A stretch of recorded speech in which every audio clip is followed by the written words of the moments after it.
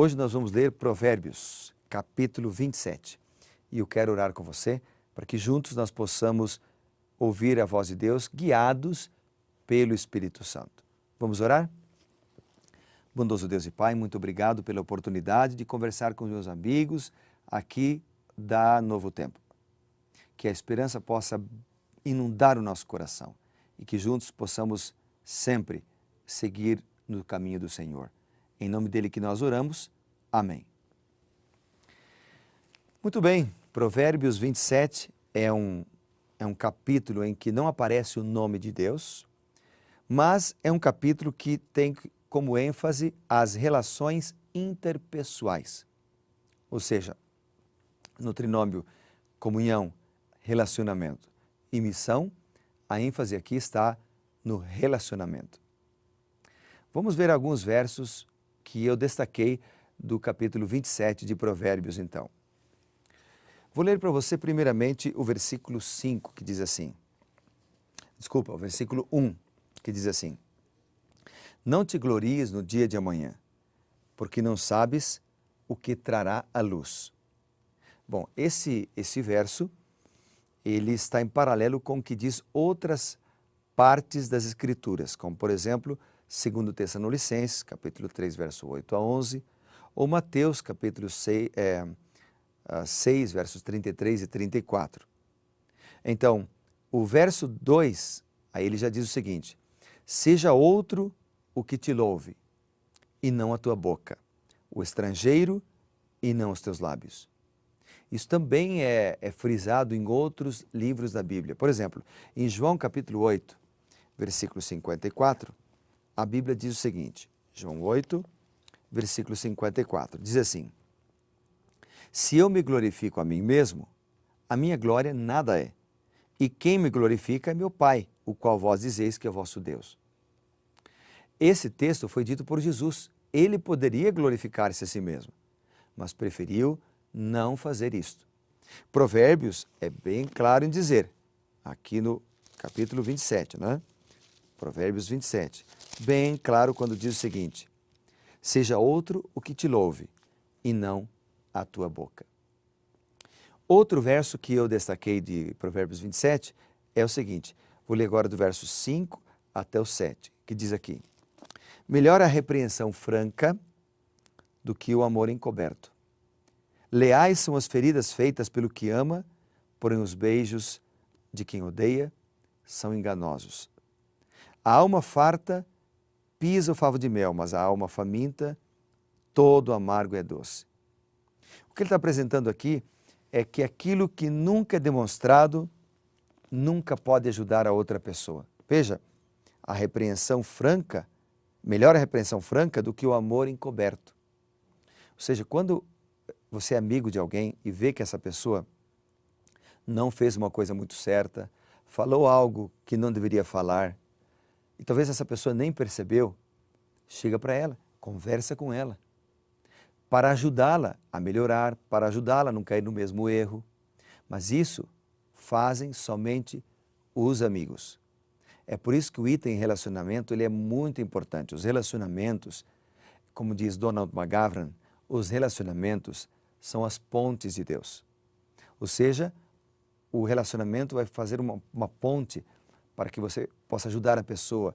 O verdadeiro relacionamento vai fazer uma ponte para que você possa falar do Evangelho. O verdadeiro relacionamento vai fazer uma ponte para que você possa exortar alguém que precisa de uma exortação.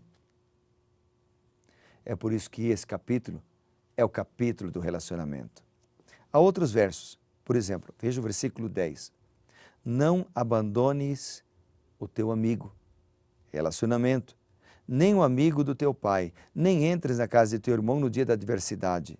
Mais vale o vizinho perto do que o irmão longe.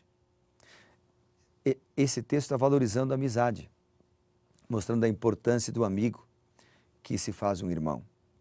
Relacionamento. No versículo 15, ele fala da quebra do relacionamento. Ele diz assim, o gotejar contínuo no dia da grande chuva e a mulher rixosa são semelhantes. Rixosa tem a ver com uma mulher briguenta, com uma pessoa sem compreensão, O que o texto está falando então é de uma casa sem comunicação, de uma casa sem um relacionamento íntimo e verdadeiro. Se eu quero ter uma família feliz, preciso investir no relacionamento. Depois, o versículo 21 diz assim, vamos ler o verso 20 também. O 20 diz, o inferno e o abismo nunca se fartam, e os olhos do homem nunca se satisfazem. O verso 21, como o crisol prova a prata e o forno o ouro, assim o homem é provado pelos louvores que ele recebe. Eu já ouvi falar que nós somos mais provados pelos elogios do que pelas críticas que nós recebemos. Porque o elogio pode ser uma adulação. O elogio pode me tornar vaidoso e pode me levar à autossuficiência, pode me levar a confiar em mim, na minha experiência, no que eu sei fazer, no que eu já li, do que a confiar em Deus. Por isso, nós precisamos aprender a confiar em Deus e a dedicar nossa vida ao Senhor. Outro verso que eu destaquei é esse daqui, ó, verso 21. Como o crisol prova a prata e o forno o ouro, assim o homem é provado pelos louvores que recebe. Depois o versículo 23, isso aí nós comentamos da adulação, e aí vem o verso 23. Procura conhecer o estado das tuas ovelhas e cuida dos teus rebanhos. Então aqui nós temos gente cuidando de gente. Esse verso está falando para os líderes religiosos, para os pastores. Procura conhecer o estado das tuas ovelhas. Está falando para os líderes de pequenos grupos, para os professores da escola sabatina, para os líderes de jovens, está falando para os líderes do lar e família. Procura conhecer o estado das tuas ovelhas. Está falando para o patrão, está falando para os gerentes de área, está falando para os líderes em uma corporação. Procura conhecer o estado das tuas ovelhas. Faria uma grande diferença, por exemplo, se um gerente de área, se um líder, se um líder religioso visitasse os seus liderados no local de trabalho deles, na sua casa, de repente num local em que ele costuma ir para praticar um esporte, visitá-lo para orar com ele, para buscá-lo em oração, para saber como ele está, se precisa de alguma ajuda, se ele está bem de saúde. Procura conhecer o estado das tuas ovelhas. E é por isso que eu, ao ler aqui o capítulo, eu repeti um verso que aparece aqui no Provérbios 27, onde ele diz o seguinte, no versículo 21. Lembra? Como o crisol prova prata e o forno ouro, assim o homem é provado pelos louvores que ele recebe. Às vezes o homem recebe o louvor por ter realizado um bom trabalho, um líder, por exemplo, por ter realizado um bom trabalho, e ele se esquece do mais importante, que são as pessoas. Se você foi chamado para ser um líder, se você foi chamado para liderar alguma coisa ou algo, lembre-se, as pessoas são mais importantes. Gente deve cuidar de gente, tá bom? Se você for chamado para ser um professor da escola sabatina nas classes da igreja adventista, lembre-se, você foi chamado para cuidar de gente, não só para coordenar a lição, para cuidar de gente. Isso implica visitar os alunos, isso implica ligar para eles, isso implica mandar uma mensagem para eles, isso implica fazer um junta-panela com eles, isso implica visitar junto com eles para ensiná-los. É gente cuidando de gente. Bem, por isso o texto diz, procura conhecer o estado das tuas ovelhas. Eu termino então o Provérbios capítulo 27 com esse verso. Um verso que faz um apelo para nós.